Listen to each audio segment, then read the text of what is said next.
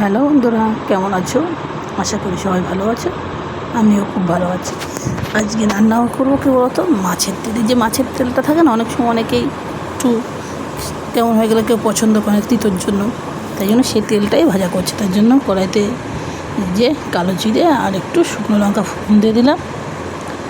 আর কী দেবো জানো তো, আর দেবো এই যে পেঁয়াজ আর লঙ্কা। এগুলো সুন্দর করে একটু ভেজে নেবো, কেন তেলটা দিলে তো সে ভাজা যায় না, এই জন্য আগেই একটু সুন্দর করে ভেজে নেব। আর কারা কারা মাছের তেল খেতে পছন্দ করো একটু জানাবে। আর সত্যি কথা, এই যে মাছের তেলটা ততটাও ভালো ছিল না, তাও ভাবলাম একটু পেঁয়াজ দিয়ে করে নিই, ভালোই লাগবে খেতে, এই জন্য করে নিলাম। আর তোমরা কে কোথা থেকে আমার ভিডিওটা দেখছো একটু জানাবে। মানে যে সঙ্গে দিয়ে দিচ্ছি নুন, হলুদ, আমি কিন্তু চিনিও দিই। এবার যে পছন্দ না করো নাও দিতে পারো, তাতে কোনো রকম যে রান্নার টেস্টের একটু ব্যালেন্স হয় চিনি দিলে, সেটা না ভালো লাগলে নাও দিতে পারো।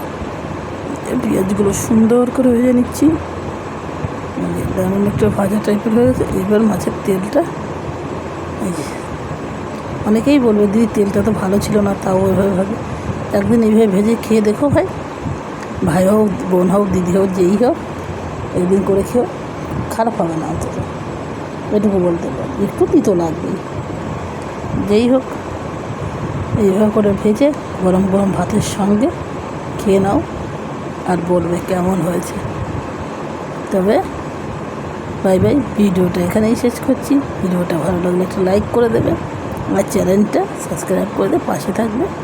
আর আমার ফেসবুক পেজে গিয়ে আমার ভিডিওটা একটু সবাই দেখে নেবে, ঠিক আছে? একটু চিনি দিয়ে দিলাম, এটা টেস্টে একটু ব্যালেন্স আছে, তিতো ভাবটা একটু কম মনে হবে, তাই জন্য। আর এই যে ভাজাটা প্রায় রেডি, গরম গরম ধোয়া ওঠা ভাত, আর এখন মাছের তেল ভাজা, আর কিচ্ছুই লাগবে না খাওয়ার জন্য।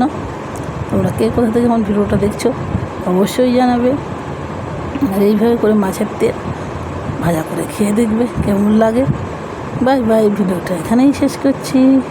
আর তোমরা অবশ্যই জানাতে ভুলবে না কে কোথা থেকে আমার ভিডিওটা দেখছো। আর বাই।